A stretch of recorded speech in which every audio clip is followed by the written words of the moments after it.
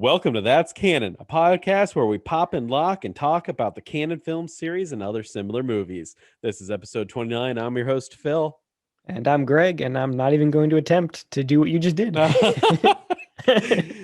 We just watched the 1984 hit Hit. Breakin. Now, do we say the word hit when you have a budget of $1.2 million, literally you could fart on the movie and make money, right? It's that classic what they apply to horror movies now, right? Where they're just so cheap to produce that it would have to do really terrible for you to not make any money. Exactly. This movie, Breakin', it's one of the first, to my knowledge, movies about dancing.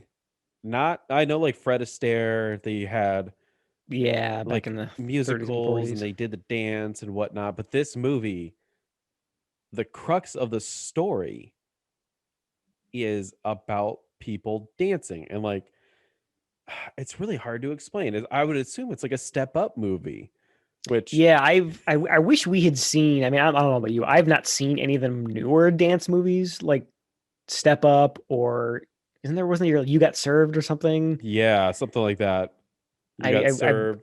maybe this is like those and establish the genre, but I know what you mean. It's the first, at least the first movie that I've seen or can remember hearing about that is just about this type of dancing. Yeah.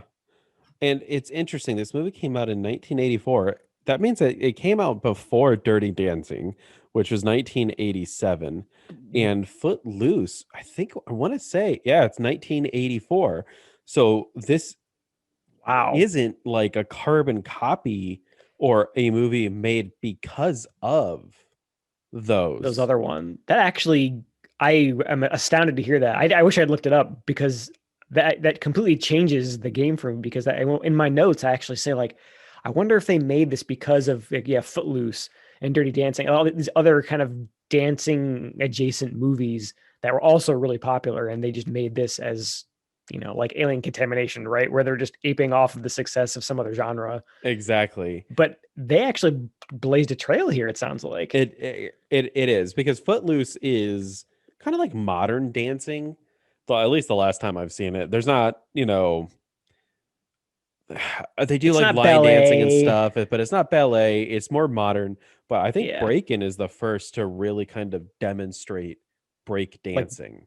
yeah, breakdancing. Yeah, like I said, that's the first that I can think of. I'm not super versed in the dance movie genre as it is, but Oh yeah, same yeah, here. if it predates those other movies we mentioned, I think that's kind of a big deal. So the movie was directed by Joel Silberg, who went on to direct Breakin' 2, Electric Boogaloo, and Rappin'. So Ah, he made 3 movies back to back to back where yeah. he When did Rappin' come out? Was that after Electric Boogaloo? yeah, 1985. So Okay. Breakin' 84, Breakin' 2, 1984, Mm. Rappin' 1985. So he just cranked all of these out. Wait a second. Did the sequel came out the same year? Yes. Breakin' 2, Electric Boogaloo came out December 21st, 1984. And this Breakin' was came out May. May 4th. Yeah. Wow. I mean, I guess it's not terribly surprising considering what the movie is. They're probably not that hard to produce, and especially if you've got the same actors on contract already. I mean, I'm sure you could probably crank one of these movies out pretty quick.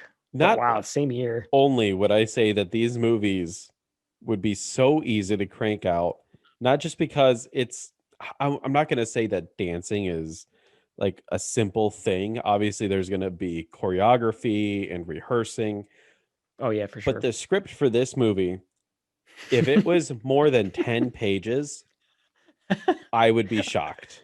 I was gonna say what script?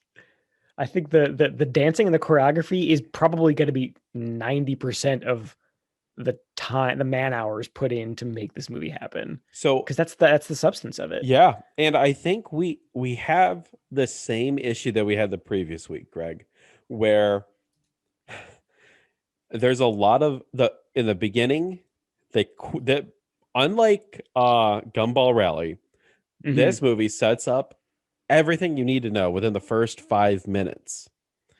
But this movie Yeah. suffers because it's a rinse and repeat cycle. We would talk for 5 minutes and then dance break for 7 minutes. And then we talk for 5 more minutes and then we do another dance break Yep. until we hit 87 minutes. Until the movie just sort of ends. I was trying to keep track of how many dances Oh God. were in this movie. Now, how we watched this was broken up into 9 different parts. Don't ask us how. But if you look at it, there's about 3 dances every part. Every part is Yeah, 10 minutes. that There's sounds about about right. 27 dance things in this movie. So I guess how again, I wish we'd seen other movies like this to compare because is that is that on par for this kind of movie, I wonder? Like a I really specific genre kind of a movie. I don't know.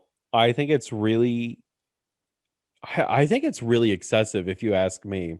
This is Yeah. the exact opposite, and we haven't even gotten into the actual movie yet, but this is the exact opposite issue that movies like Paranormal Activity have, where Paranormal Activity, you wait 90 minutes for something to happen, and then it finally happens.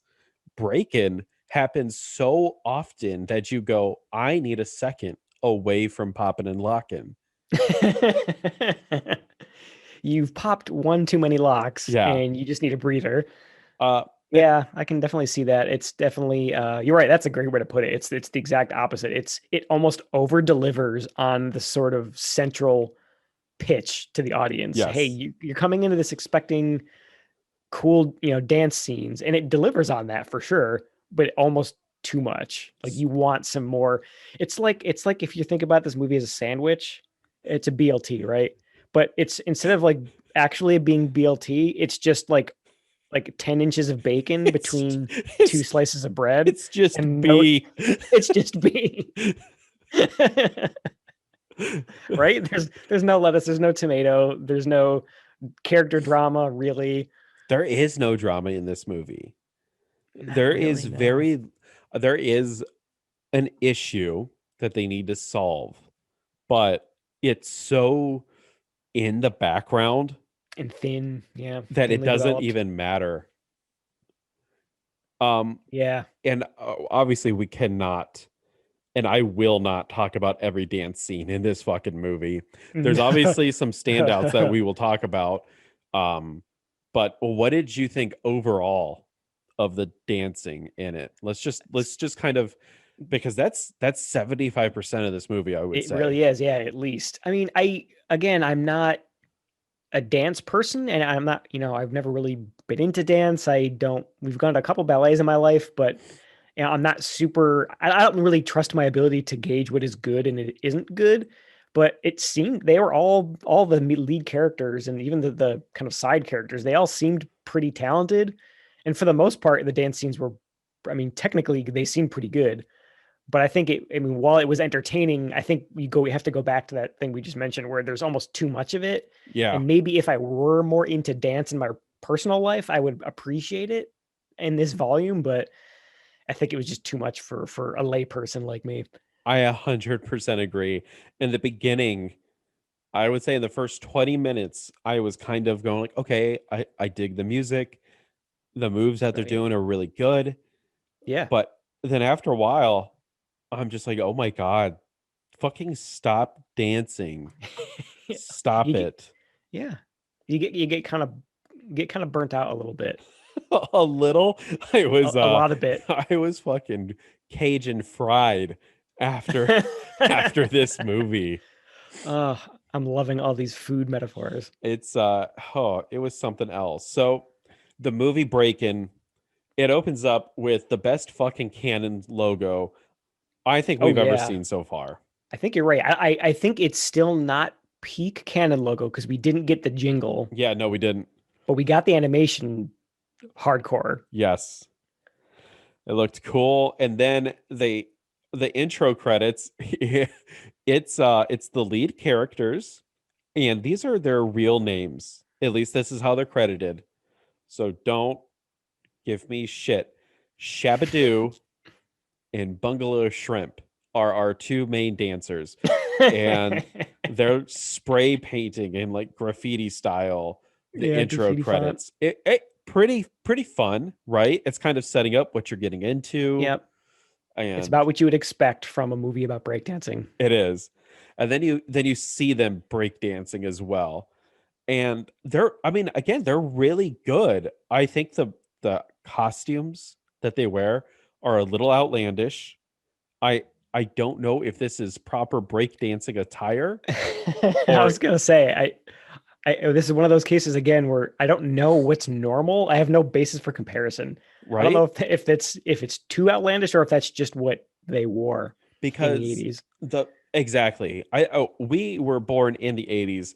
We didn't live through the 80s. Right. But if you take the lead character of Shabba-Doo, Jesus, Ozone.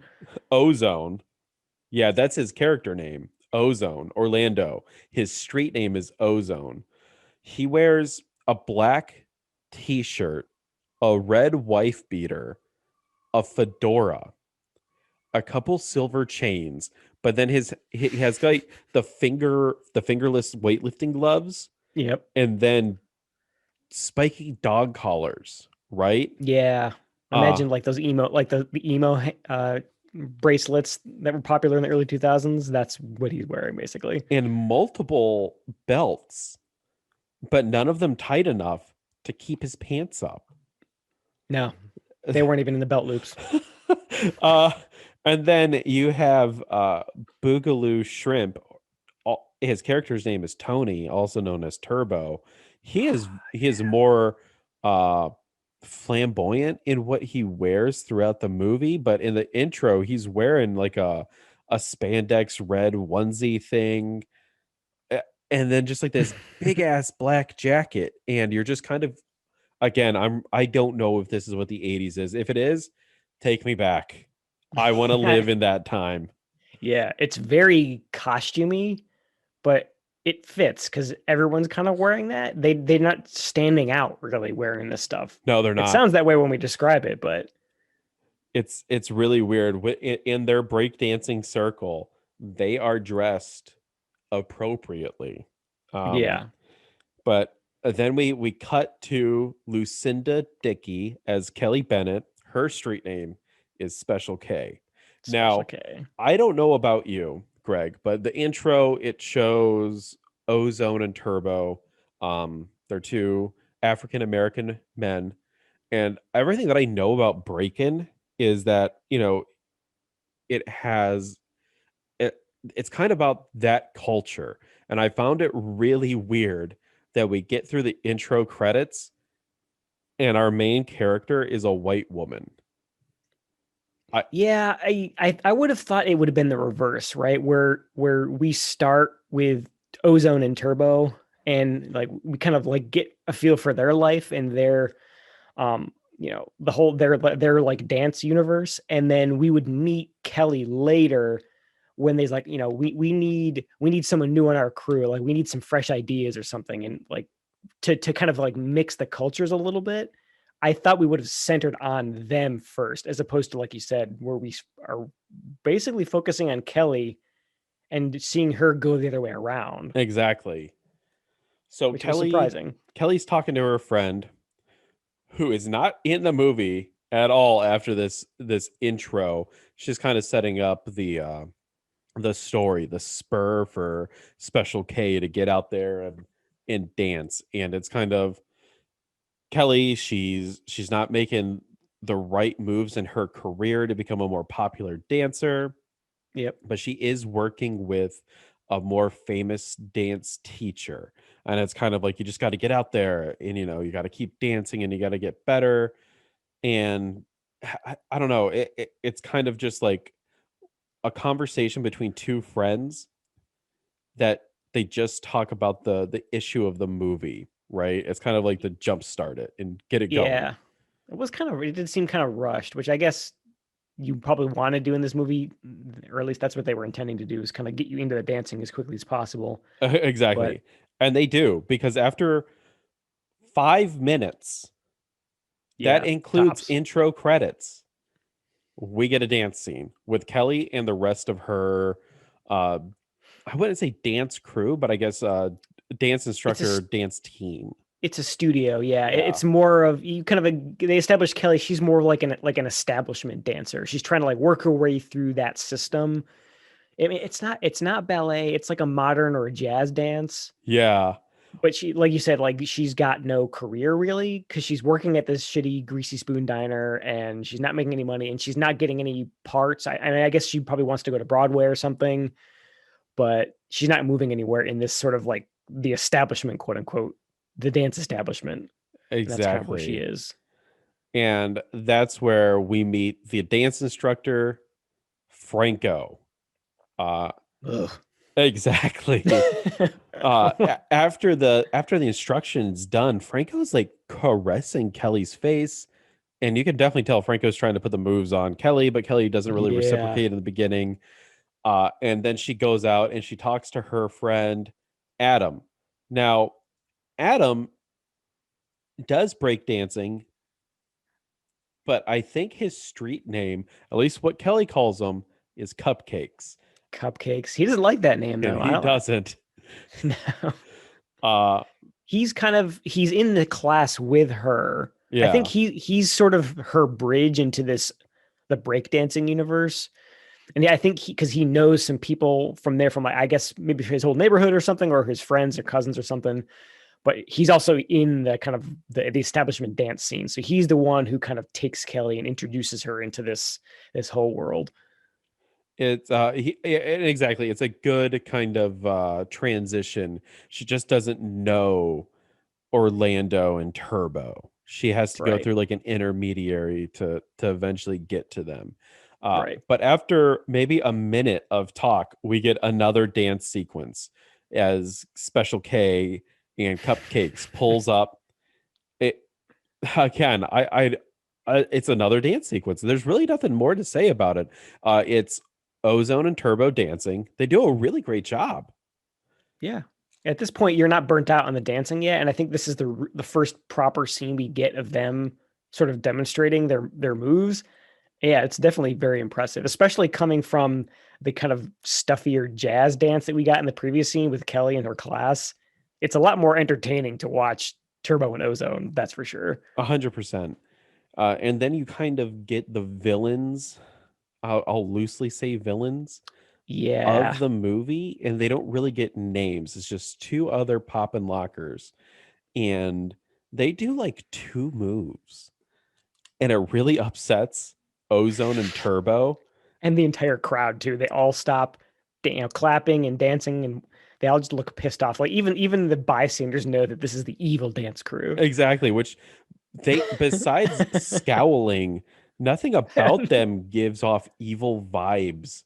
No. But Ozone is immediately browbeaten, and he kind of tucks tail with Turbo, and they start walking away. But they all introduce themselves. Turbo is very apprehensive towards Special K. He does not want anything to do with her for Nope. reasons. Probably they touch upon the class system within this movie, where it's, white and black, right? Rich and poor. I Rich and think yeah, because like poor, you're just traditional some versus breakdancing. exactly. It's like they're from two opposite universes in all like pretty much every way. And he's yeah, Turbo is very skeptical at first. Which I can kind of get. But after 2 minutes of talking, we get another dance number inside the dance studio. I mean, holy shit, Greg. It's An already getting to onslaught. the verge of exhausting. Yeah. Um, It would be one thing if it were different types of dance or different kind of moves. Like we saw a progression in them getting better and doing crazier things, but it's all kind of samey yep. to our untrained eyes. So, like you said, the burnout starts really fast. It's Ozone and Turbo though. They show up and they start popping in, lock in at the dance studio. People are digging it, but Franco comes out and he's pissed. He's like, "That's fucking street dancing. And we don't do that here because we dance the way that I tell people to dance, not the way that you want to dance. Uh, Yeah. that's really what upsets Ozone. Ozone seems very easily offended.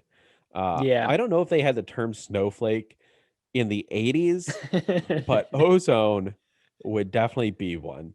Uh, Yeah, I mean, even like they all kind of are. yeah, They're. I mean, as the movie goes on, they get like the main characters get more comfortable with each other, and that's what makes them successful because they kind of mix the two. But in the beginning, everyone is just so easily pissed off and offended by, oh, that's the other dance. I don't like that dance. That e- dance is phony. exactly. And you would think, I guess fandom does that though in every kind of circle, right? Like, oh, True, very true. I love comic book movies. Oh, but you like Marvel movies. I like DC. Well, DC sucks. So I like Marvel, right? So I Fuck guess you, I'll kill you. exactly. I'll fucking kill you. Uh so I guess I could kind of see it, but it is kind of weird that they're not lifting each other up. It seems like Breakin would be enhanced if they got rid of some of this side animosity and it was more just a fun movie instead of trying to inject multiple layers of really bad conflict. Yeah, I think that's the kind of central thing because even at this point, I was noticing that, well, the acting is just terrible. Oh, I mean, it's clear that they hired the crew that they did because they're talented dancers, and they just kind of did the acting as like a secondary 100%. requirement. Shabba-Doo and Boogaloo Shrimp are professional dancers. They're hired because they have the ability to do moves Hmm. that I would never be able to do. And when I browbeat this movie into fucking oblivion, I am not beating them down because of their ability to dance. I think what they do is absolutely amazing. But fuck, do they suck at acting? Yeah, it's pretty bad. I mean, and I'll say it now, and we'll hear why. But Turbo is, I think he's very entertaining. I think he's the best person. He's like the most entertaining character in this entire movie. Oh yes, But going back to like the idea you mentioned, where it's not that there's no interpersonal conflict. It's the fact that it's so terribly executed.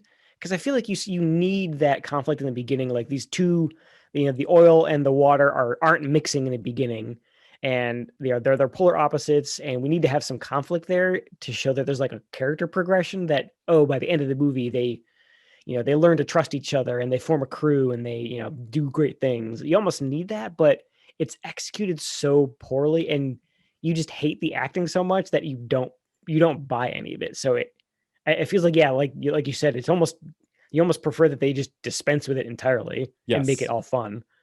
exactly. Because now we get after Orlando and Turbo leave the dance studio, Franco comes up to Special K and he starts kind of talking. He's like, "You're very special to me. You're a really good dancer. You could be even better." And he's like, "Let me give you a essentially a private dance." Right. And then we get another Ugh. little dance thing, and it's so stuffy because he's so arrogant, and it's kind of like a tango this time. Um, Yeah. at the end, because they're getting so intense, they're looking at each other, and Franco pulls rule number one out of the canon book: rape. And he tries to rape Special K. Yeah. And boy, Yeah. oh boy, is it fucking, not only is it awkward, but it's awkward that it's in the movie because it's never touched upon, never brought up again. No. He gets no comeuppance for being the kind of creepy. He doesn't go as far as other rapey dudes go in other canon movies, thankfully. He kind of backs off after earlier on, but still, like, he's cut from that same cloth as the guys in Death Wish. Oh yeah. Yeah, but you're 100% correct. There's no comeuppance for him. There's no Mm-mm. at the end of the movie. That it's not a spoiler because it never happens and you can't spoil something that doesn't happen. He gets off scot free. Pretty much. It's really, really weird. But then we cut to Turbo and Ozone. They're working in their convenience store. I'm assuming they own this, or I guess they just work here. I think this was probably my favorite sequence right here because we get to see Yeah. a little interplay between Ozone and Turbo, and we can. I don't really know what the dynamic between them is if they're friends or if Ozone's kind of like a father figure because Turbo is obviously way younger than He him. looks, yeah, looks a lot younger. That's the kind of gist that I got. I don't think they're related. I think, yeah, I think he's probably more of like like a teacher, mentor, friend, uncle kind of. He's definitely in that. I think that's the dynamic between them. I don't think they're just, they're not clearly not the same age, like you said. Exactly. So Ozone sends Turbo out to sweep the front, and we get the best dance sequence in the movie Yes. where Turbo is dancing with a broom. What makes this stand out is at one point Turbo uses the Force to make the broom levitate, and this is canon not only because it's a canon movie, but if you watch The Last Jedi, the little boy at the end of The Last Jedi does the same thing. He dances with the broom, then he Oh makes it levitate. shit. Turbo is a Jedi, I was gonna and say, is he? Oh my god, I didn't even make that connection to Last Jedi. but he does a really good job making the broom look like it's levitating and kind of just moving. Well, yeah, because he does that thing where he like makes it stand up on its bristles, so it Yeah, looks, which is kind of, oh, that's kind of cool. But it's within the realm of reality that you could do that with a broom. And then he does another thing where he kind of steps on the bristles and gets it to kind of like tip back up into his hand after he'd laid it down on the ground. And it's like, okay, that's a little weirder, but it's still within the realm of possibility. And then he does that thing you mentioned where he makes it looks like he's like levitating under his hand. yeah. I that just looks like, is that supposed to be legitimate magic in this movie? Or I have no idea how he did that. So The Force, the apparently. Force, if you pay attention really close to 1 second in particular, you can see the faint glistening of fishing wire coming off of Turbo's hand onto the broom, Okay. um, which makes See, me wonder either he is magical or Turbo sets this entire thing up to entertain only himself because he's not dancing for anyone. no, he's by himself on like a dark street corner. Yeah. Okay, so I want to dig into that a little bit. Did you see that you said you saw like a wire? I just sent it to you. Oh, did you screenshot that? I Of did. course you did. Okay, hang on a second. Okay, yeah. So, but here's the thing. Is that in the universe of the movie? Like, did the character Turbo have this thing attached to the broom? Or are we being led to believe that he's actually making the broom levitate and this is just a production oversight? I I am always on the mindset of if they don't show the setup for it or reveal it later, because like in the Prestige, You eventually see behind the curtain a little exactly bit. they kind of show how everything was done, right? And you either realize it is straight up magic or it's horribly fake because they never show a moment in the movie where Turbo's at his house and he's taping piano wire to his hands Right? and practicing with this broom. I feel like Turbo Is is magic. magic. Right. That's the only explanation because you're right. We don't get any establishing of him being into magic or into. I have like, what other explanation could there be? Like we didn't get that scene where he's doing what you said. He's attaching the wire or showing that he has a propensity for this kind of stuff. He's magic. He also never uses his magical abilities in front of everyone, knowing that he'd probably get Ah, ostracized. He that is they wouldn't hiding understand. his magic. Yeah, because I mean, this is like he's like the Jedi post Order 66, Yeah, where he's hiding in plain sight. He doesn't want them to know that he's magic. exactly. 100%. Oh my god! So this changes the dynamic for Breakin' 2. It does. Are we going to get more Magic Turbo in that? I I Because if we don't, I'll be very upset. One, because I have to sit through Breakin' 2.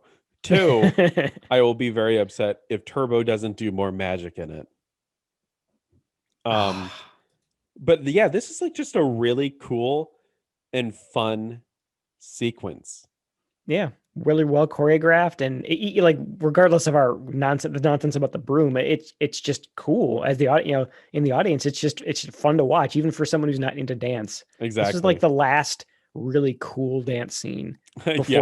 before the burnout got us. I feel like. uh as Turbo gets done sweeping up, the bad guys from the beginning who did one pop and lock and really upset Ozone, they pull up and they see Turbo doing magic. Um so Oh my god, that guy's magic. it's a witch. Uh, so Turbo, he goes back inside. He's like, "Hey, I'm done sweeping." Ozone goes, "Let's go check it out." As they step out, the bad guys come back up, and there's a little back and forth banter. Essentially, how they're better dancers. Ozone doesn't really buy it, and they're getting Yep, called out yep. specifically at this one dance off area. They don't actually say where though. They just I noted that down. The one of the bad guys says, Friday night, be there. And it's like, be where? Exactly. Uh, for if we're outside of a movie and you and I routinely do something and I'm calling you out, like, we know that we play, I don't know, what's something that people used to do before the pandemic. Like, let's say we played Magic the Uh Gathering, right? oh God. I don't know why I chose that I don't know why either, but because sure. I've never played Magic, but let's say we played Magic the Gathering and there's a place that we did it at, and I was like, "You be there, Greg, and I'll fucking ruin you." We would Your know what it cards. is because this is real life. But in a movie, I have You to gotta go, establish that. "Greg, you be at the fucking card place on 6th Street and I'll fucking ruin you." Right? Oh man, I'll be there. You got to use the context of where you're going. Else, when you get there, the audience just kind of goes, "Where the fuck are I we?" I guess that's where they meant. Yes. Because you're right. I mean, either they have to say it, or we have to have gotten a scene already where we establish that that's like the main meetup location for all of these dance crews. Yeah. And honestly, that probably would have been better, but we needed one of the two, and we got nothing. So we're just like, oh, they're challenging them. I guess they just okay. We're just kind of going along for the ride. Yeah, exactly. After the confrontation, we go back to Ozone's garage, house, shack. Not really sure what it is It is kind because of a shack in it. beyond, so there's a bed in the corner and it's a very open floor space. It's like a loft. He has a loft apartment, we'll say.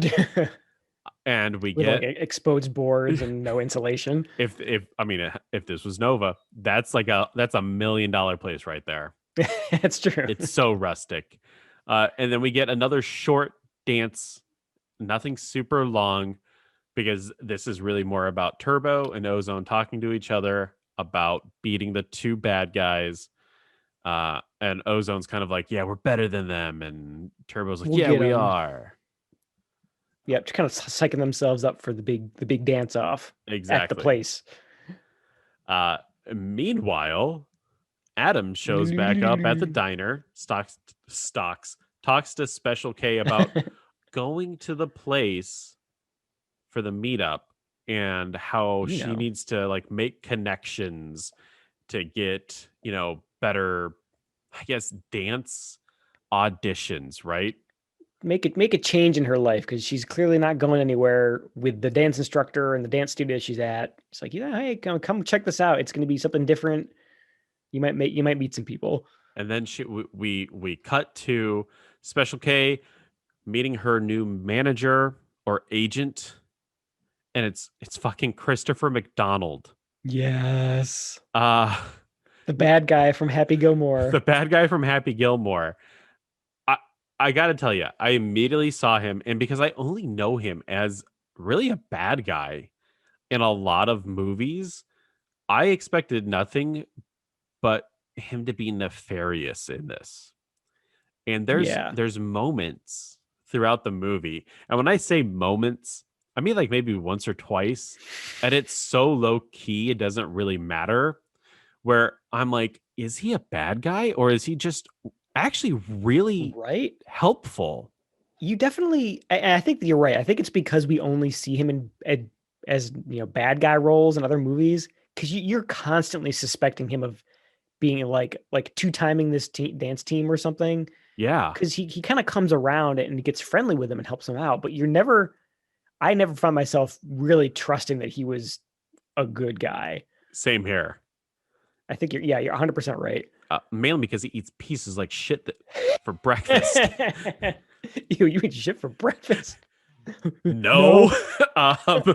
But Special K talks to I almost said Malcolm McDowell. That's a Wow. Christopher McDonald. And she gets set up to go on some auditions.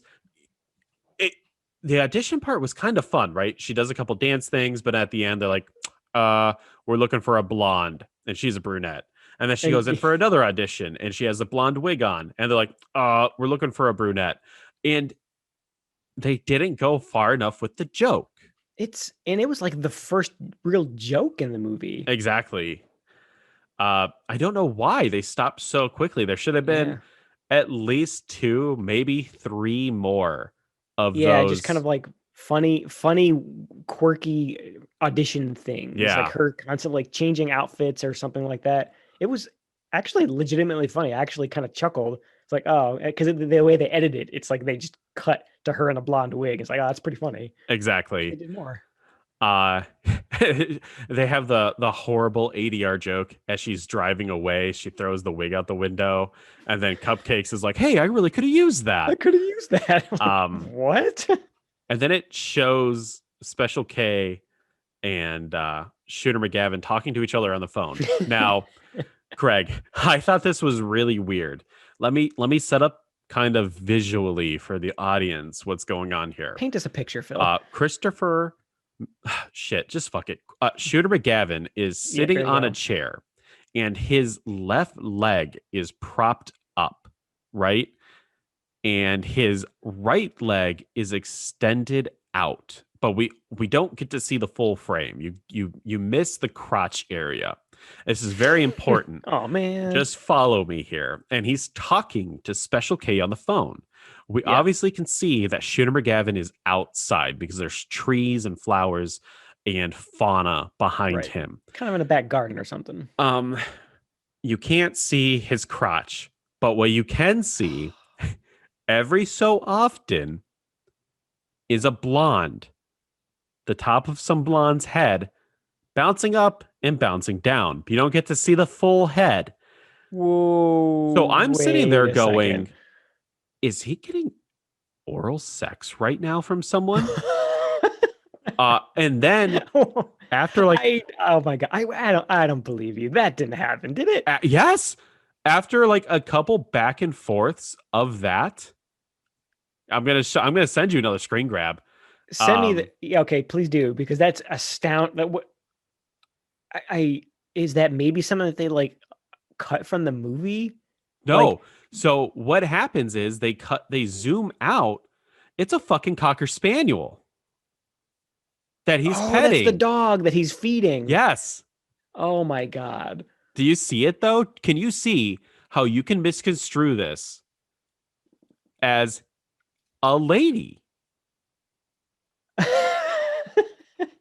I would never have made that leap, but now that you pointed out, I that's all I can see. Look at his face. Look at how happy He looks high as fuck he right now. is because of that.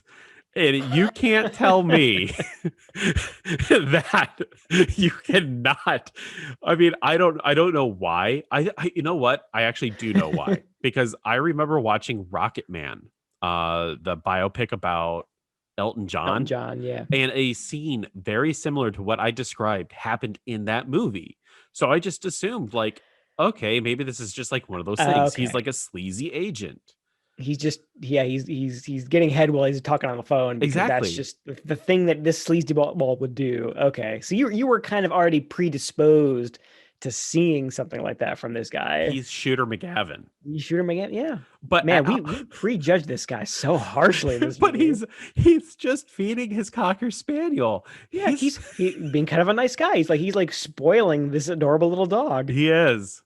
Oh Um man, oh man, I can like not unsee that now. so Special This guy's K, this guy's getting a BJ from his dog. I know, right? He really loves that dog. Oh my god. Special K invites Shooter McGavin to come out to the dance thing with Ozone and Turbo. They're gonna kind of, I guess, Right. watch what's going on. Oh wait, no, that's not yet. No, That's that's the not yet because second she time. hasn't gone yet. Yeah, She's going for the first time with her friend from the dance class to exactly. see this first kind of dance off between Ozone Turbo and the bad crew. So Ozone and Turbo, they're kind of eyeing up the bad guys, Special K and Cupcakes. They're there as well. I don't know if we ever get to see him, but Ice T We is do. the rap talker. At the very beginning when they cut to this the dance like the dance off location. It's kind of like an old theater. And up on stage, yeah, is Ice T and kind of a DJ and some other dancers. And it's Ice T, like the celebrity that we all know in this movie. And Not that was flabbergasted. not only is Ice T in this, but also, and I think we've already missed it, and we'll go back and we can kind of talk about it. Fucking Jean Claude Van Damme is in this movie as well. What? And, oh, don't worry, we'll get back to it. Okay, Uh, uh, just I'll trust you on that one. let's just ignore what I just said right then about Oh JCVD. man, I Um, just got whiplash. but so Ozone and Turbo and the Evil Crew, because they don't have names, and they start popping and locking and dancing with each other, and there's a lot of back and forth. And I guess that's how dance offs go. I really Seems don't. all Yeah. coordinated. What's weird though about the dance off is that it's not just Ozone and Turbo dancing with each other. They at times dance with the Evil Crew. Yeah, like that's what I mean. It's almost like they had coordinated ahead of time to choreograph something where they would like what they would dance up on each other and then they would like go back and forth. It seems too coordinated. Yes, 100%. Um, and I don't really understand the rules of engagement for dance offs, but I would assume, like any battle or battle that is coordinated, you assemble your troops in the beginning and you kind of establish uh it's 2v2, right? 1v1. But partway Oh, through yeah. this dance battle, the Evil Crew has a woman that comes out of nowhere and she just starts fucking popping and Whoa. locking all And over the blows them all place. away. Yep. And Total surprise, ace in the ace up the sleeve. Ozone is hit hard Devastated. by this, to the point to where they don't even pop and lock and retaliate. No, They just they leave. they just stand there like jaws on the floor and are completely all the wind out of their sails. Yeah. And you can tell Special K realizes this. She has seen that they have a female dance member, and she is the one who's going to help out because she's pretty good with dancing. Yep, she wants in on this crew now. She's like, there's a spot on that crew, and she wants in. And that she does. She goes to Special K's open concept apartment, So a very very charitable way to say shack. shack, and she talks to him. She's like, "Hey, you guys need a girl. I can dance. What do you say?" Turbo's a little apprehensive. Ozone is very keen on it because Ozone also really likes Special K. Um, and Yeah, yeah, he's kind of into her at this point because I think they met at the Venice Beach early on. I think he kind of had an eye for her then. I think he's trying to get with her at this point. So he's like, yeah, come on. yeah, he's got those bedroom eyes.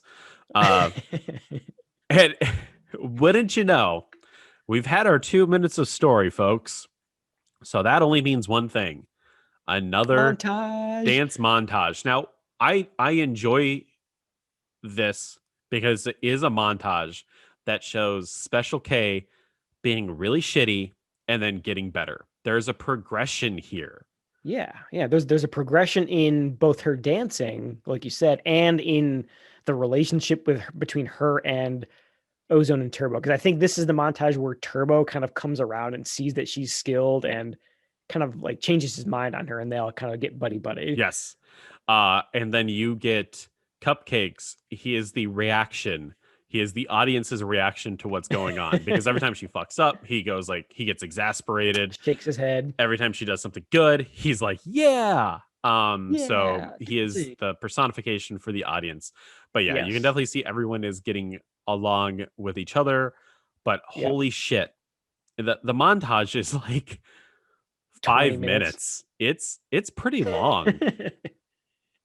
It's yeah. Yeah, I mean, as far as montages go, because we've already got like two or three of them at this point, Yeah, and without between that and the dance burn off, it's just okay. We get it. They were skeptical at first. They're all buddy buddy now. They're going to do great. Okay, let's move on. exactly. And they move on to so the movie's set in California, and I don't understand or get this next micro scene because it's not a scene. Because I would say a scene needs to last at least 4 to 5 minutes. Oh, This that's this. lasts Okay, like yeah, 2 minutes tops. Uh, maybe. I guess the crew somehow gets to Texas, and There's a bunch of like cowboy hicks yeah, in a bar. uh, and Ozone is wearing a trench coat mafia style get up, and Turbo he is wearing the Karate Kid type outfit or something. With like the headband and all that stuff. Yeah. Uh, all the Hicks are making fun of the way that they dress, and Turbo throws some water on the Hicks, and a fight ensues. That's the scene. There's no dancing. Think And boy, does that fight like go escalate. from 0 to 11 because it's like water on his shirt, and then some shoving, and then in like the span of 20 seconds tops, we go from that to punching to guys being thrown over tables to a lady who looks like a waitress smashing a chair on some guy's back. It's just like, what Yeah, happened? I don't really get what's why it escalated so quickly. I Um, mean, I'm not gonna complain. I thought that was one of the more entertaining little like asides we got in this entire movie, so I won't complain. Special K and Ozone they get home. There's a basket of like tangerines for Special K. It's from Shooter McGavin, and Ozone gets Good basket. jealous.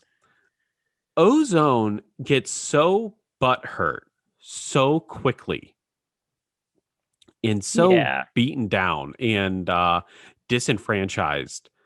It's and she says, "No, he's not my boyfriend. He's just an agent. He's just trying to look out for us. He's just being nice." I would not be friends with Ozone. I don't think I could be with friends with someone who if it would be like if we disagreed on a movie and you were like, "Well, I'm not going to talk to you anymore, Phil." Like, Look at you.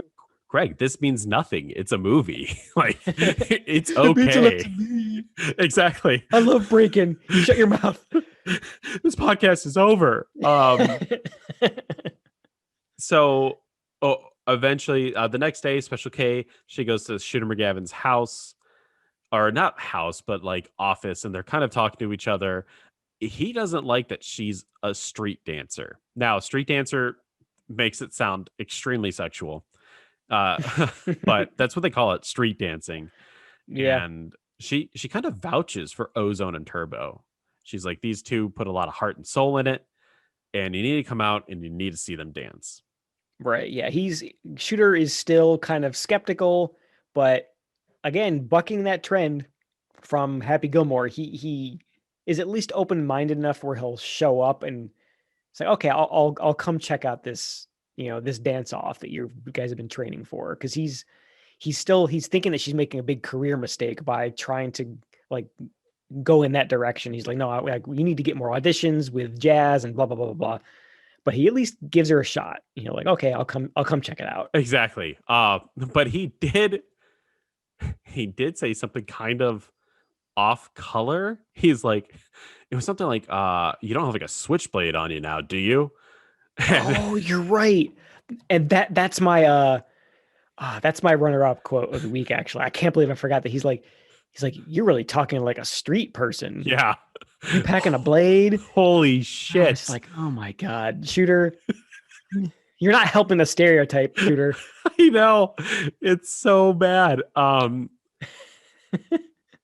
So Shooter and Special K, they end up going to the club. Shooter is in his suit, and then he's like immediately like, "Hey, I'm overdressed." He knew where he was fucking going.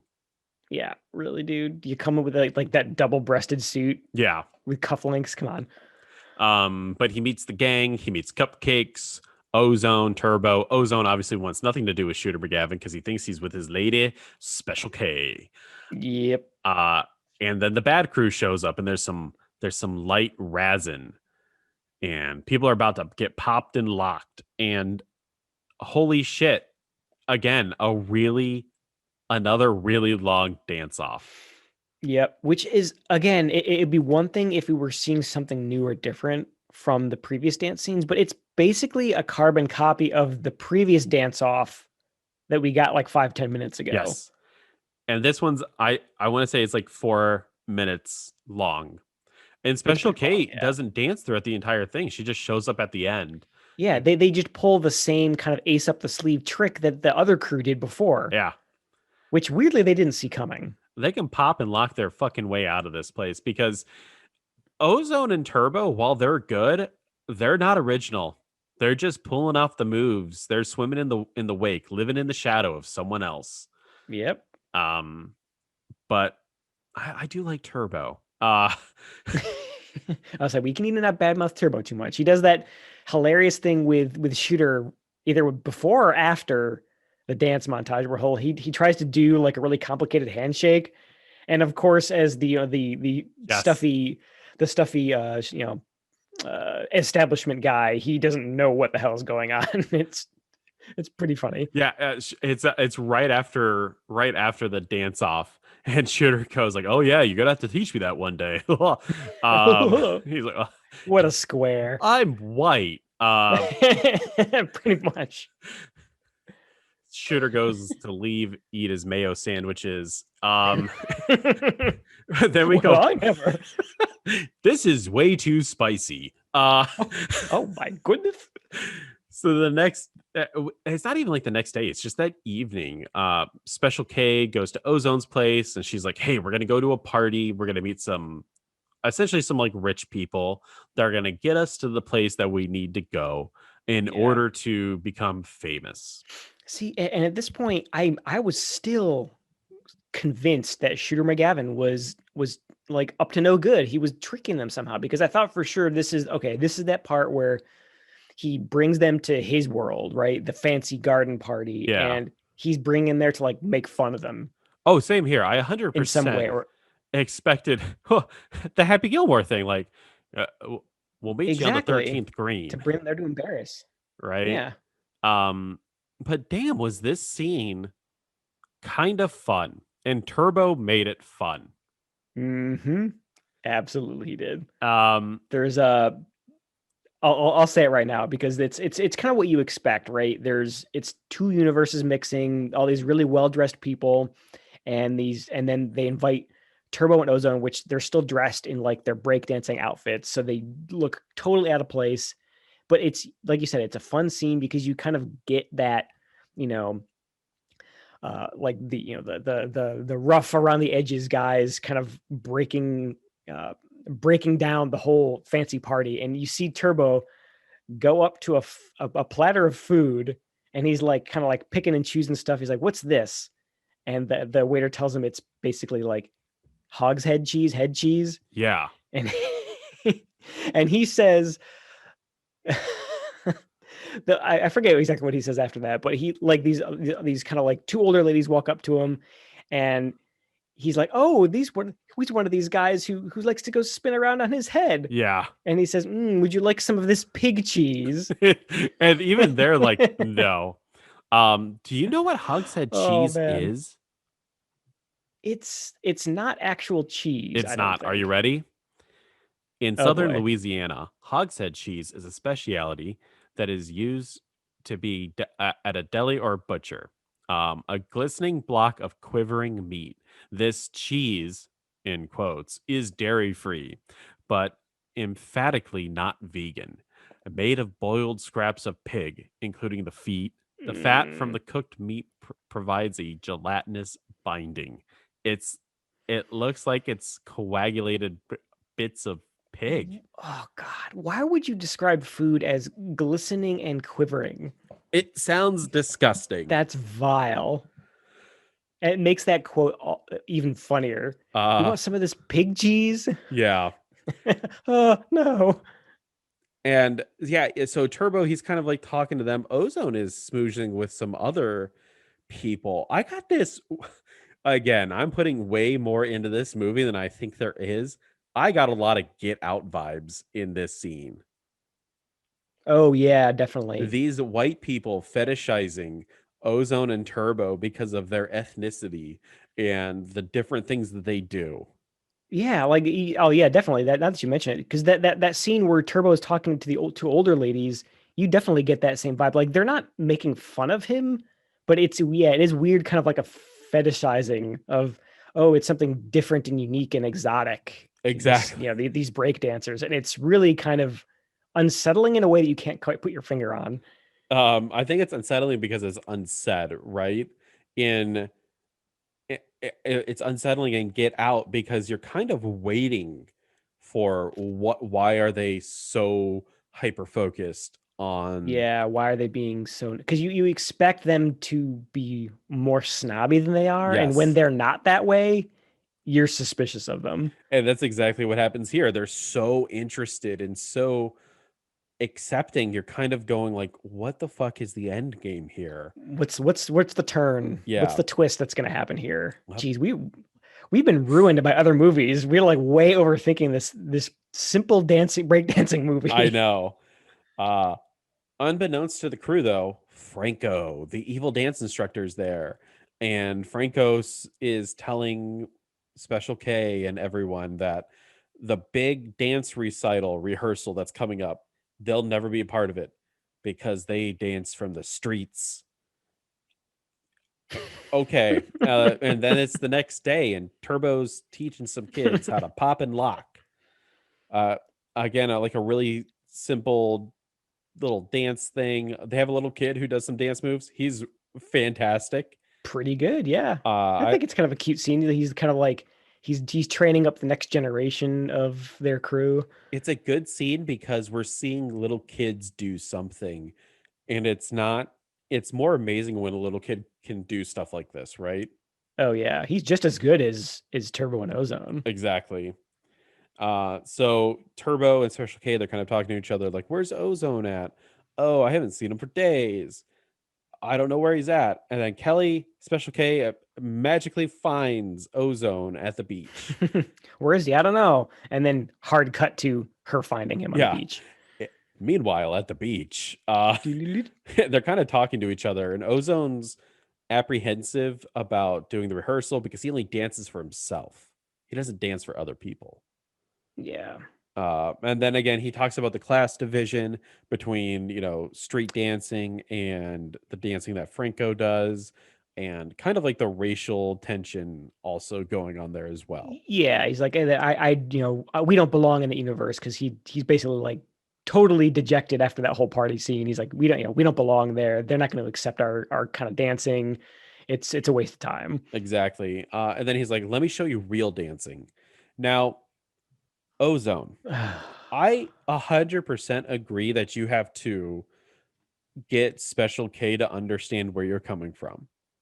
She probably doesn't understand, right? Because of the class division. You can't possibly see it through the eyes of another person because you don't live it, you don't experience it, so you don't know it. Right. She fucking danced with you though at the one place and won the pop and Right? lockathon. She That knows what the real dancing is. I thought that exact same thing. He's like, why do you need to show her at this point? Like that scene, that line should have happened half an hour Oh ago yeah. before they brought her into the crew. Um and I don't know if it was just to show off I had to choose my words very carefully here. And if I choose the wrong ones, I don't mean to offend anyone. But as they show up at the beach to watch the people dance, it's someone in the arm braces, right? What do you call it? They're not like They're they're like crutches, but you use them. Yeah, I'm trying to think of what some of the conditions are that you would need this, because they're the kind of crutches that kind of clip into your forearm. I'm sure there's specific diseases that Walt people have where Jr. they need those. from Breaking Bad, cerebral palsy is where you would Yeah, use it. yeah, exactly. So there's a guy, maybe he has cerebral palsy, we'll say, but he's breakdancing and he's doing it with the crutches and he's doing a really good job. Um, and Special K is watching it and it affects her and she sees what real dancing is like. But and again, not to downplay what that person did. Amazing that he can do something like that. I can't even do it. And Yeah. I can use all my limbs. I there's just no fucking way I could do it. But it that's a different movie. That's the motivation to get Special K if she wasn't handy, what do they call it? She wasn't full abled. If she didn't Yeah. have a fully abled body and she needed to get over the hump to start dancing again, that's the thing you show her to get her there. Right, exactly. Like that's the scene you go to where after she's been in a horrible car accident and she's lost the use of her legs or something, and she was a big dancer and now she can't walk anymore. And then Exactly. you bring her to see that. It's like, see, like these, they this guy makes it work. He works with what he has and is arguably better because of it. Yep. But you're right, that's a totally different movie. Like this character, Special K, is way beyond needing that kind of convincing at this point. But Yes. Ozone still thinks that she needs it, I guess, I don't get it. Ozone should have no questions about Special K's. her motivation or Yeah. her understanding. She's Yeah. in on it. She wants this Special K. Just fucking let her do it. Honestly, you know what it is? I think they found the guy in the crutches who could do those kind of sweet dance moves, and they just wanted to put him in the movie, Yeah.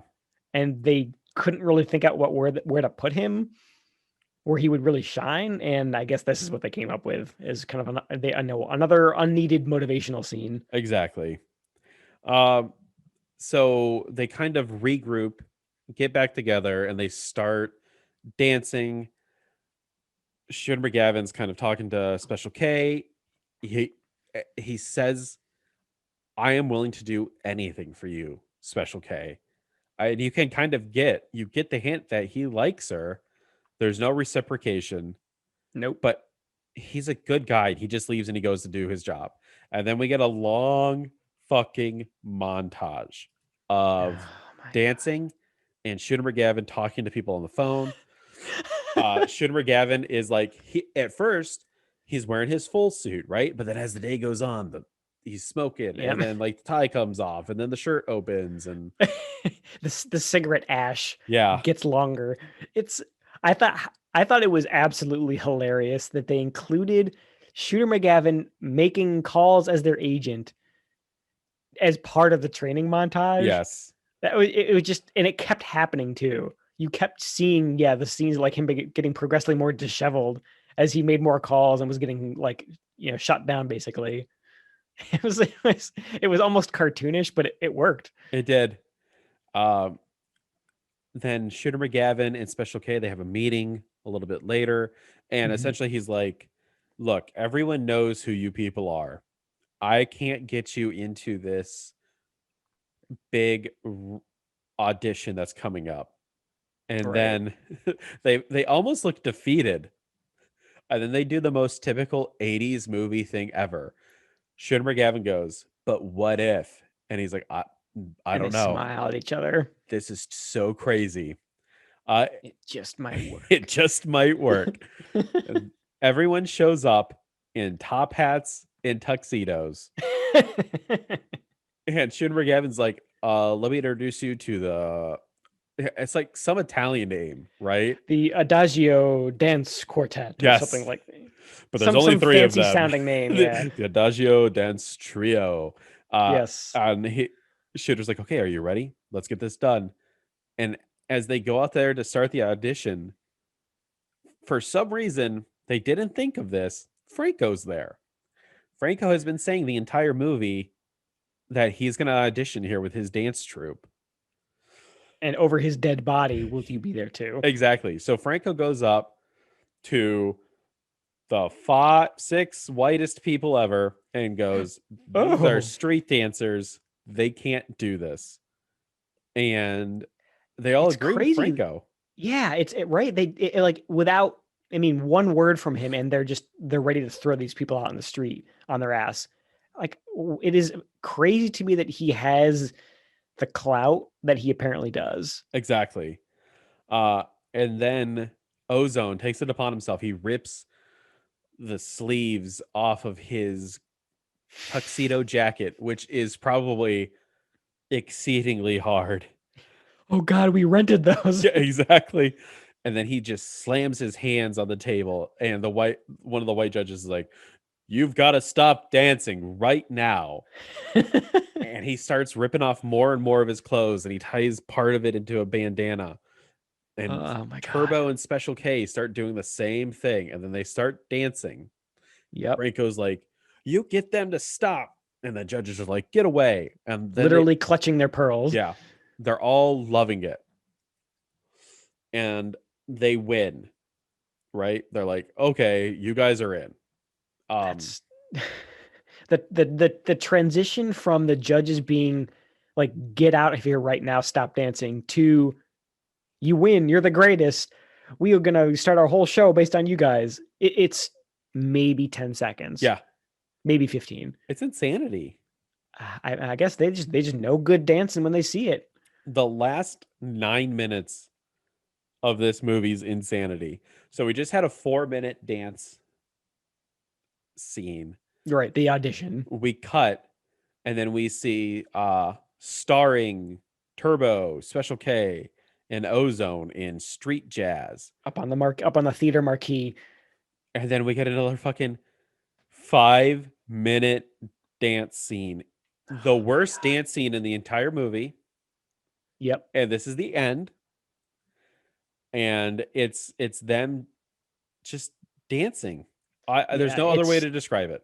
it's the if the scene before was the audition, what we get now at the very end is what I assume is the production that they were auditioning for, right? Because Yeah. it's like a proper stage this time, and they've got like sets and lights and all this stuff, and they don't like you're left to assume this, but you're right. It's probably the most bland of all the dance scenes that we've gotten so far.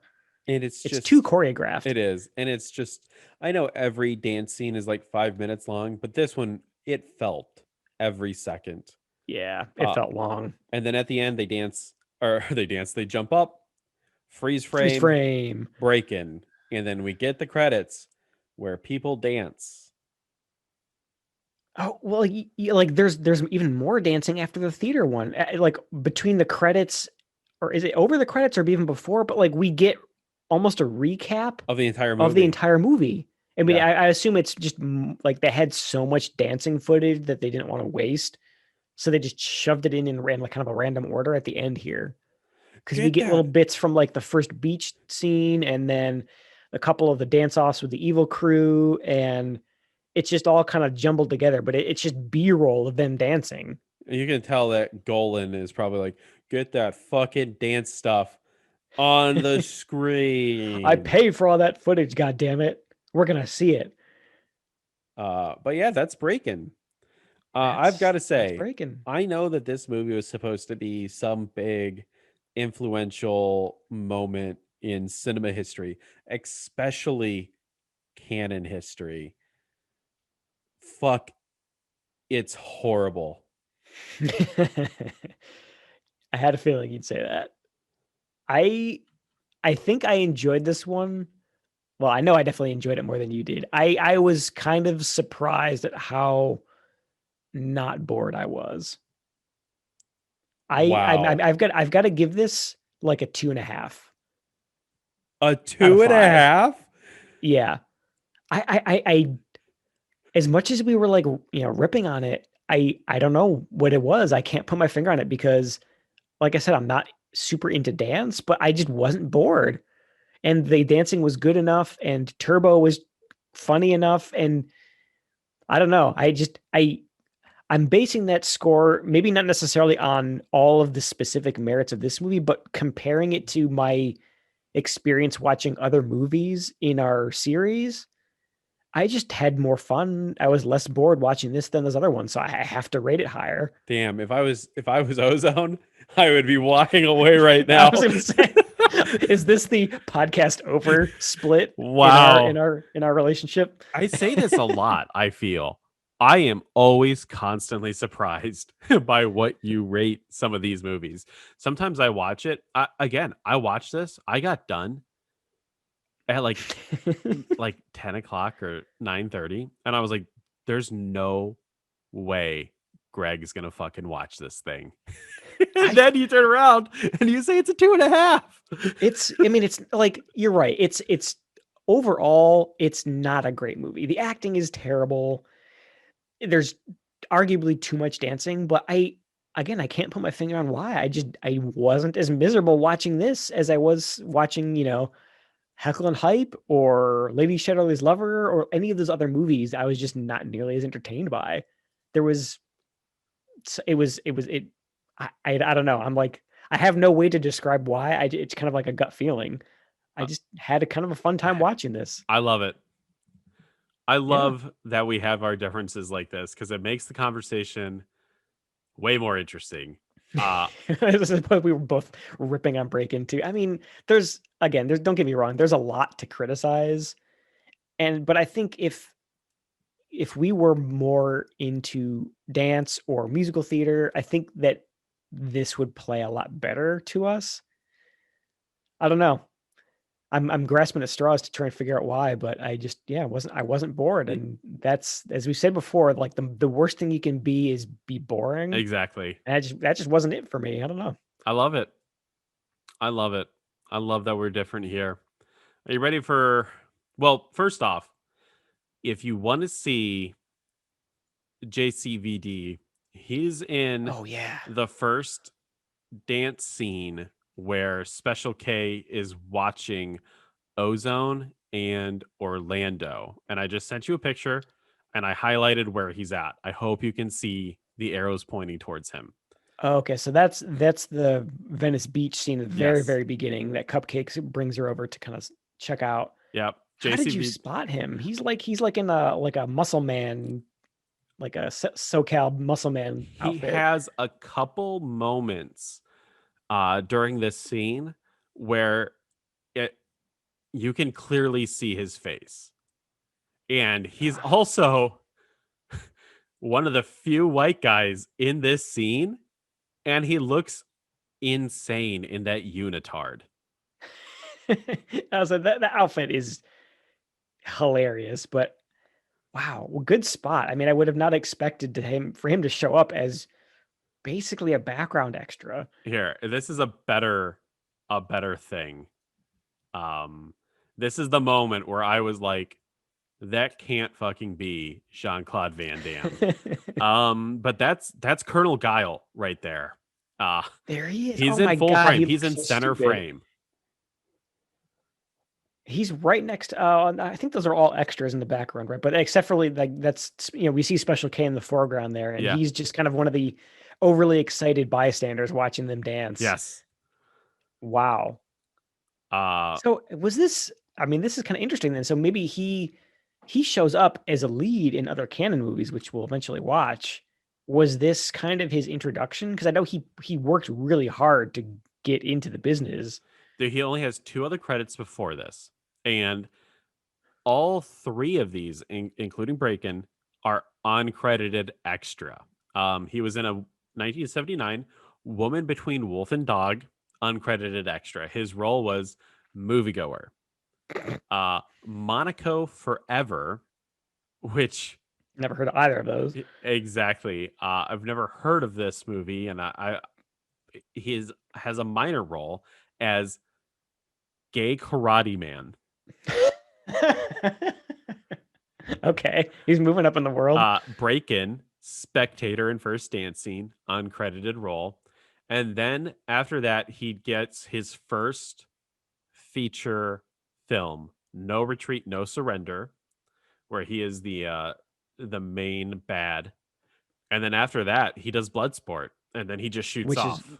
yeah, that's the big one. So yeah, I mean, I guess it's interesting to see familiar faces like this kind of getting their start, because I know we talk about Star Trek a lot, but that's where have that experience the most. I feel like where you see a lot of those old Next Generation episodes where it's like Kirsten Dunst and all these other big names. You see them get their start as, little bit extras in one episode, and it's like, oh, it's kind of cool to see them where they are now. And I guess who knew that Breakin' was one of those jobs for JCVD. And I guess we can talk that Shooter McGavin was in Star Trek: The Next Generation, um, in episode Yesterday's Enterprise as Yeah, Lieutenant he was the he Richard was he was the Castillo. number one in for the Enterprise C, Yeah. getting getting freaky with Tasha Yar. Oh yeah. That's a podcast for a different day. Uh Gavin cast, Shooter McGavin cast. Shooter McGavin cast. Um Breakin' was, I think we already said it, but we'll say it again. The budget was 1.2 million. It made $38.7 million. Wow, Huge success. big deal. It is also the last movie that Canon and MGM did with each other because Interesting. of a film that Canon made that we'll eventually get to, and I think we'll have to talk about watching this one, called Bolero. Bolero Never heard of it. stars Bo Derek, and it's an adventure in ecstasy, according to the tagline.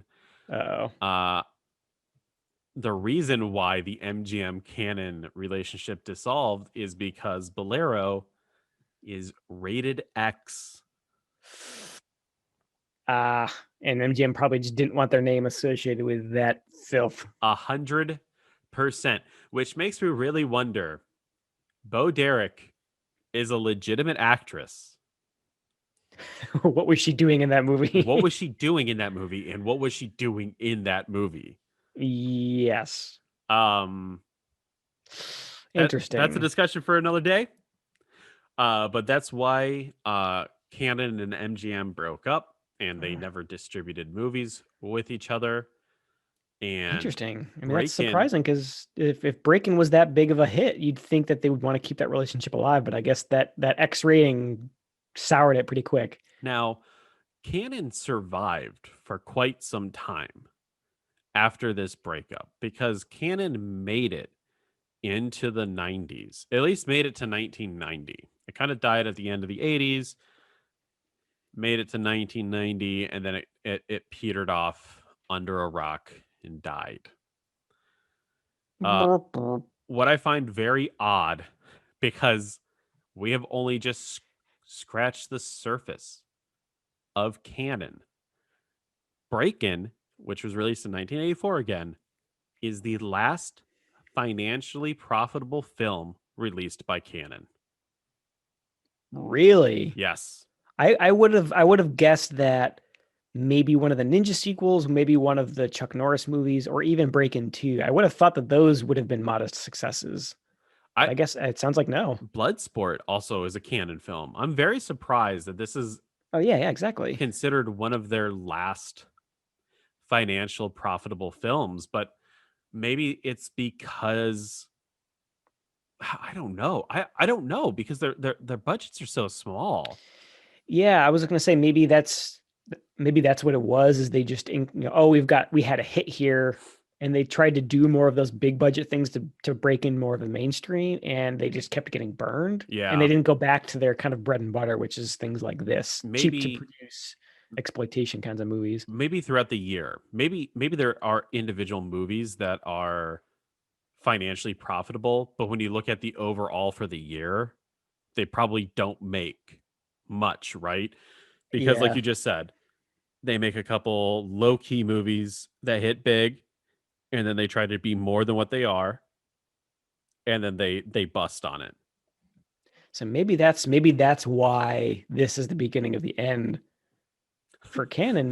The long, slow decline into the early '90s is that Because of they had a Breakin. big success with Breakin, and they sort of got too big for their britches, almost, right? That's And insane. they're like, "Ooh, we had a big hit here. We can make it as a real like screw MGM. We can do it on our own." And they just, yeah, they weren't playing to their strengths anymore after this. Maybe.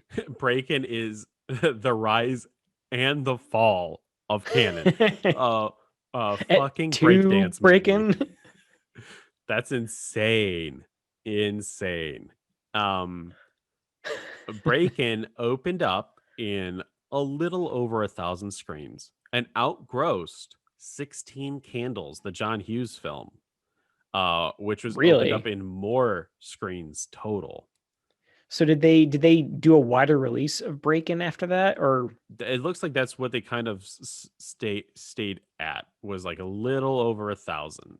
okay? So I guess it did really well in those markets, and wow, outgoing a John Hughes, like a classic John Hughes movie that we Yeah. all know about and love.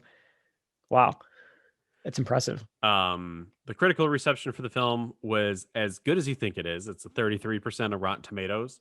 And we'll go back to Roger Ebert, who gave the film a 1.5 out of 4 stars and said that the movie is a stiff and awkward story, interrupted by dance sequences of astonishing grace and power, which he's right.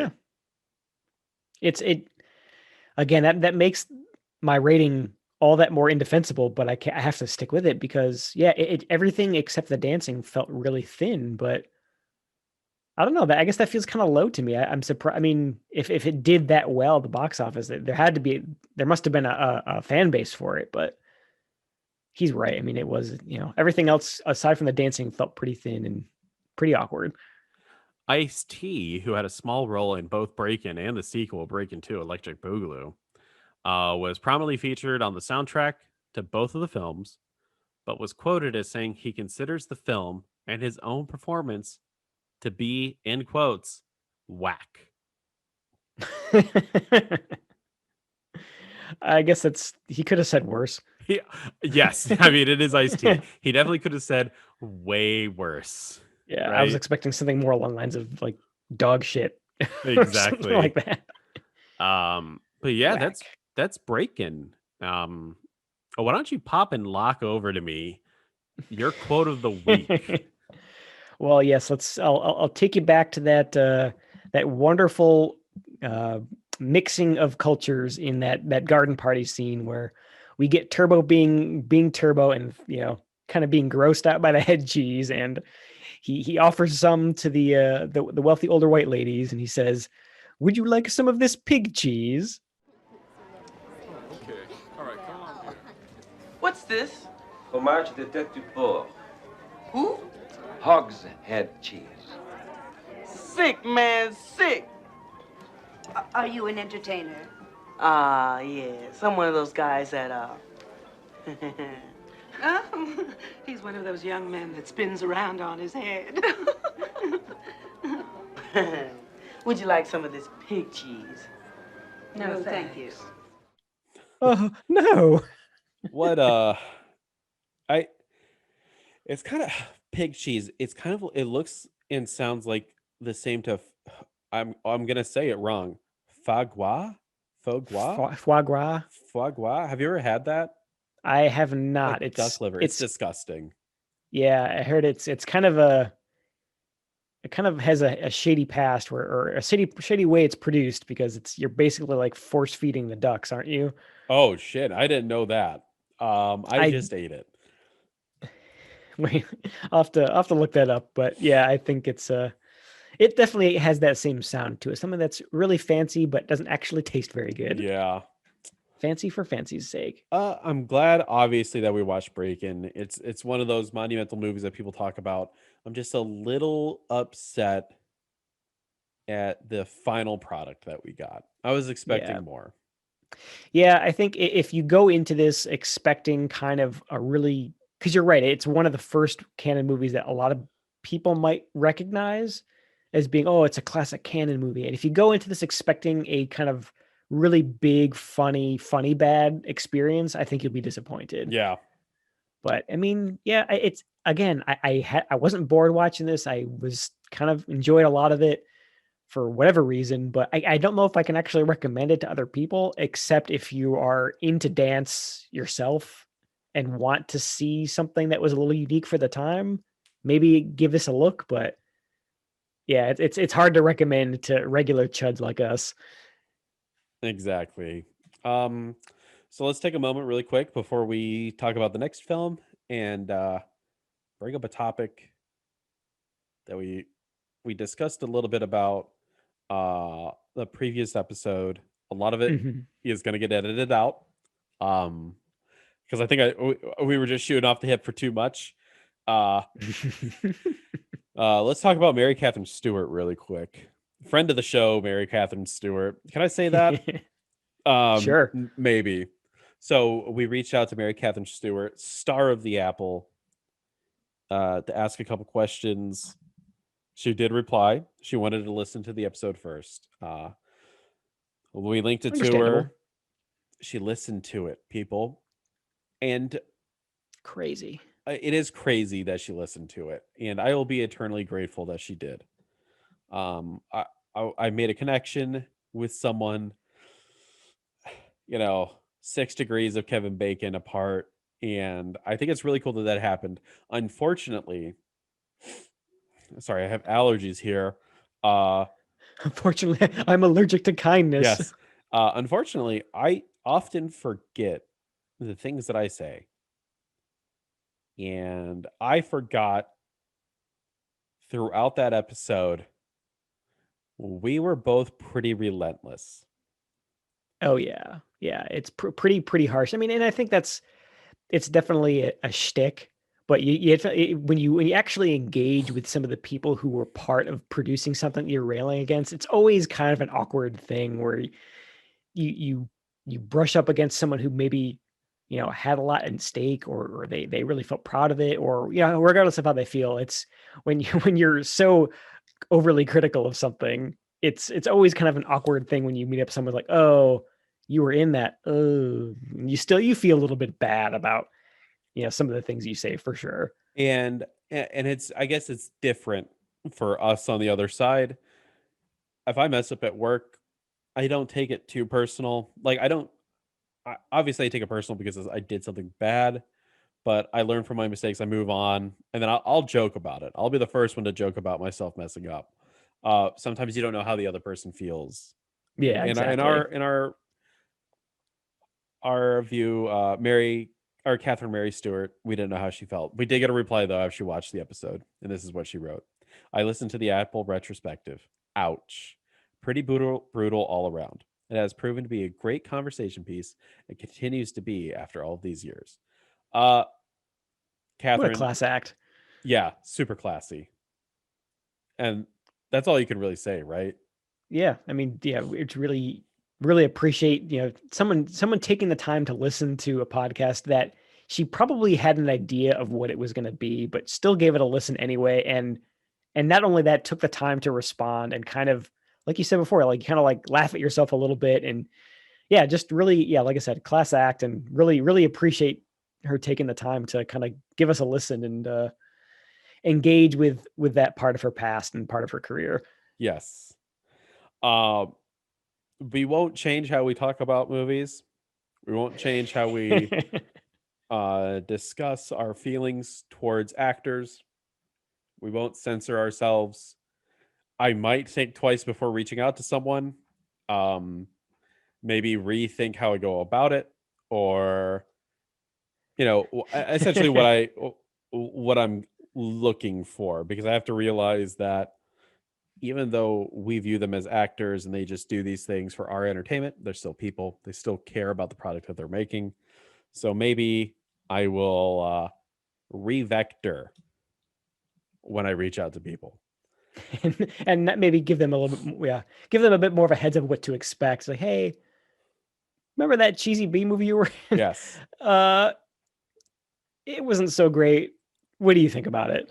I still, and if anyone's listening, can get me in contact with William Greff from Mako: The Jaws of Death, the director. I got a lot of shark questions for him, and I need answers. Oh, yes. I've been trying to That's reach him. I've emailed him a couple times now. I need answers. let me in, let me in. Exactly. But let's go ahead and let's talk about the next movie. Oh boy. We've had a couple up. Well, we've had more downs than ups recently. Yeah. And so we've had some action, we've had some racing, we've had some dancing. It's time for, I think, your favorite kind of movie. Say the B Ooh. word. Boogaloo? Boner. Oh God. We're gonna watch the Are we watching a boner comedy? the 1984 teen comedy film Making the Grade, starring Okay. Judd Nelson. Really? So, Making the Grade. Oh shit! I just had it up, and did I close it? I did. Ugh. Oh, thank God. Making the Grade is about a spoiled rich young man who hires a young hustler who lives in a broken car and owes money to a dicey loan shark to take his place in his elite prep school and graduate for him. Oh my God. I'm looking at the poster for it. It looks exactly how you would expect a horrible boner comedy Yep. poster to look. He's wearing graduation cap, but he's got really casual clothes on underneath. There's a stuffy dean behind him and Yep. a smoking hot babe. Uh, Oh my God. and Andrew Dice Clay is in this. Ugh. God, it's so 80s.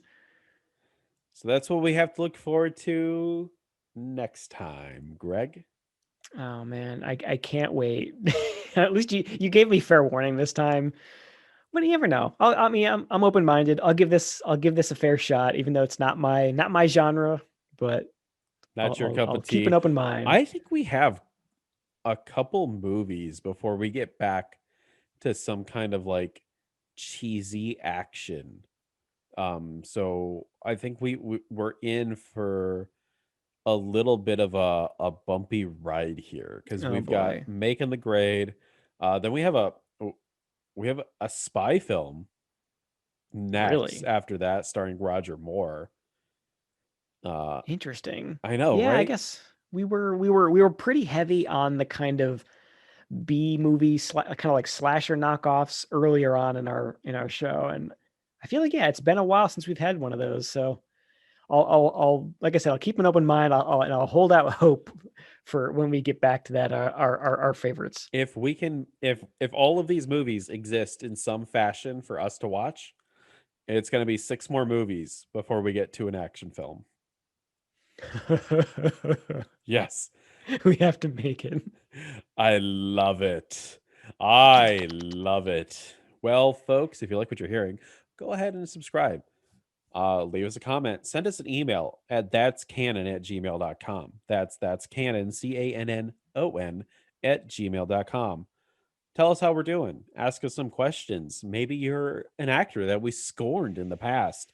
It's okay. Tell us how we're assholes. Yeah, I'll read everything on this. Everything. Everything. And remember, since we said it, That's canon.